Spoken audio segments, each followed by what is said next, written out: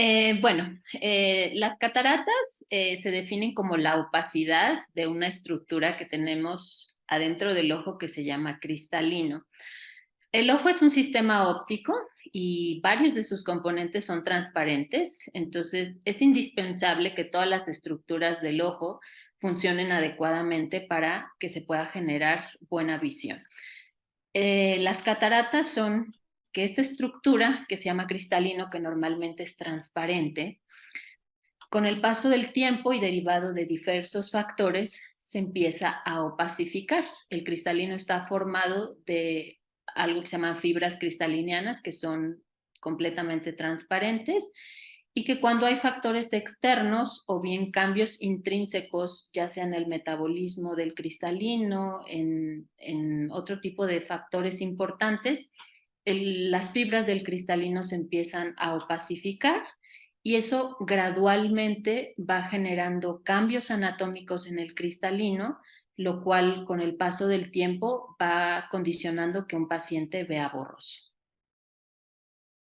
La catarata se puede clasificar de acuerdo a el componente anatómico del cristalino que esté opaco, que se empiece a opacificar. Esa sería como una clasificación anatómica.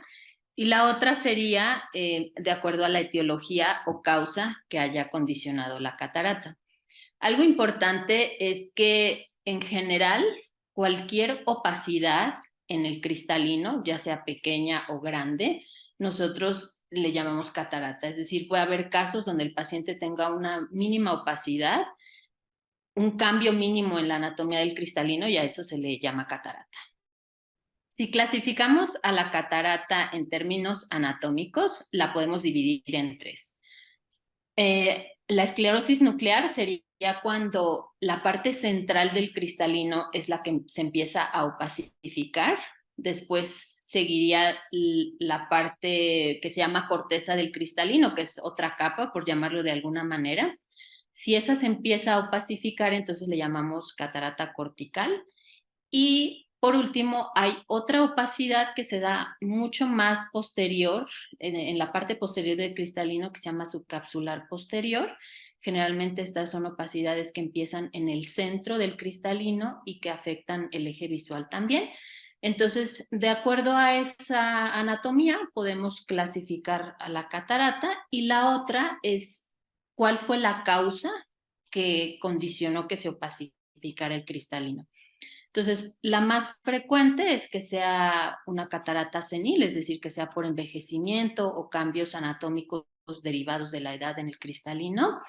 La otra es que haya una catarata metabólica que sea secundaria a factores o enfermedades metabólicas como la diabetes, que es como lo más común, pero hay otro tipo de enfermedades también que pueden alterar o afectar la anatomía del cristalino.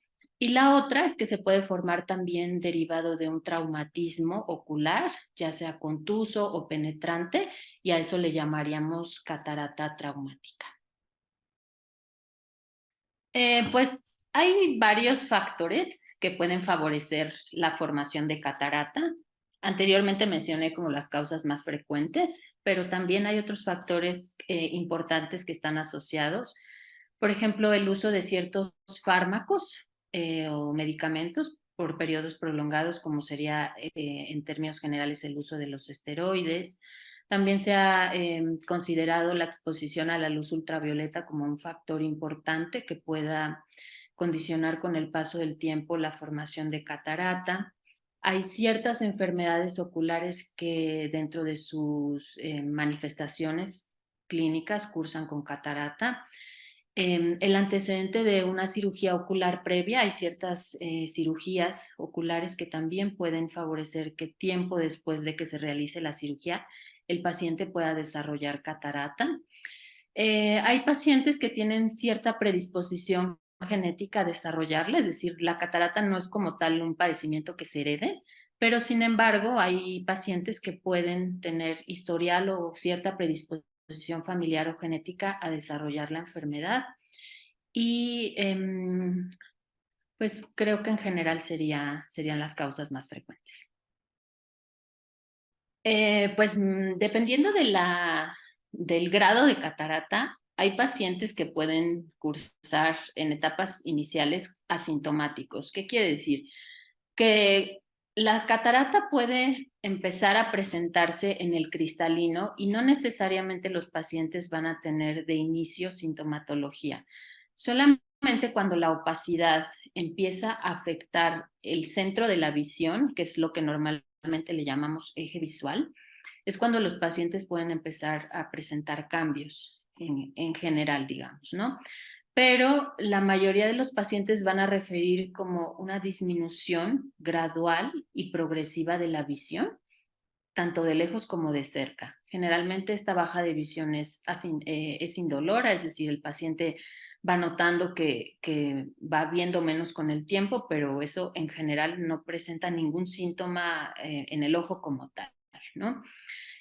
Algunos pacientes pues pueden presentar disminución de la visión nocturna, es decir, notan que ven menos de noche o que empiezan a tener dificultad, por ejemplo, para manejar. Y algo importante que se presenta también en la noche es algo que le llamamos halos nocturnos, por ejemplo, o deslumbramientos. ¿Eso qué quiere decir? Que el paciente, si va manejando o hay una fuente de luz importante cerca o directa, el paciente le genera un deslumbramiento muy importante y puede ver más borroso, ¿no? Y los halos nocturnos, pues sería que, por ejemplo, hay una fuente de luz, no sé, un foco de un semáforo o la luz de un coche, y el paciente alrededor puede ver como destellos, ¿no? Esos son síntomas visuales que a lo mejor el paciente no los describe como tal, pero que si los preguntamos intencionadamente es frecuente que los pueda identificar.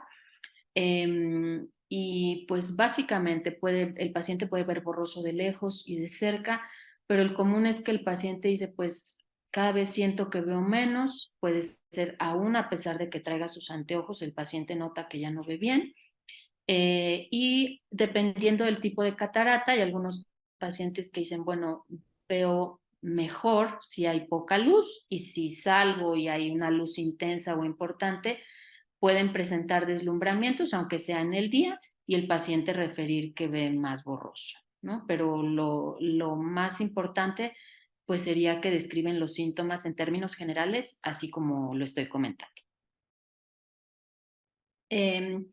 Pues mira, en etapas iniciales, a lo mejor no todos los pacientes de entrada requieren un tratamiento quirúrgico, pero en esencia el tratamiento definitivo para una catarata es la cirugía. Pero en etapas tempranas, a lo mejor no todos los pacientes van a ir necesariamente a un procedimiento quirúrgico. Entonces, pues un tratamiento como tal para, digamos, detener la evolución de la catarata o para revertirlo, no hay como tal. Consideramos que en términos generales el proceso de formación de catarata es gradual y progresivo, es decir, una vez que el paciente empieza a presentar opacidad en el cristalino, esto va a ir evolucionando con el tiempo y bueno, con ello también va a ir habiendo cambios en la visión. Entonces, una vez que el paciente que tiene catarata presenta disminución de la visión importante o una sintomatología importante que empieza a generar dificultad para realizar sus actividades de la vida cotidiana, ese es el momento en el cual el paciente que presenta catarata se va a operar. Entonces, siempre el tratamiento definitivo es la cirugía de catarata, que pues consiste en una cirugía de mínima invasión, que se llama cirugía de facoemulsificación, donde se extrae el cristalino y a través de ultrasonido y una técnica pues realmente muy moderna y, repito, de mínima invasión, se retira el cristalino y se implanta un lente intraocular, lo cual le permite al paciente mejorar su visión y bueno, pero en términos generales, siempre una catarata que está generando sintomatología importante a un paciente que siente que ya no puede realizar sus actividades de la vida cotidiana de manera adecuada, es el paciente que es necesario que se someta a un tratamiento quirúrgico. A lo mejor no todos los pacientes de primera intención podrían identificar o saber que están presentando catarata, Algo que es muy frecuente que suceda es que los pacientes, sobre todo los pacientes que usan lentes, empiezan a notar justamente estos cambios o esta disminución en la visión que comenté hace un momento. Entonces el paciente empieza a notar que ya con sus anteojos no ve como veía anteriormente. Entonces, como que eso de entrada pues hace pensar que probablemente ya necesita un cambio de graduación y va a que le gradúen unos nuevos lentes, y ahí es donde pues realmente se determina que el cambio en la visión ya no se debe exclusivamente a una graduación.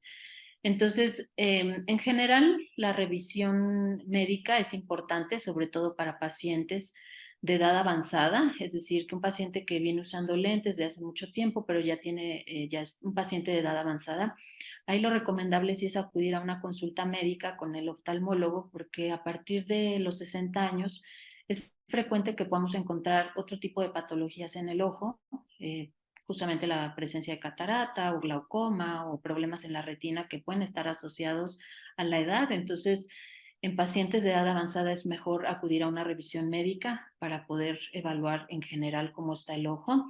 Los pacientes que tienen diabetes, por ejemplo, también es importante una revisión médica, sobre todo si el paciente empieza a notar que disminuye la visión. Estos pacientes tienen mayor predisposición a desarrollar catarata en una edad más temprana, no necesariamente en la edad avanzada, sino por la misma diabetes.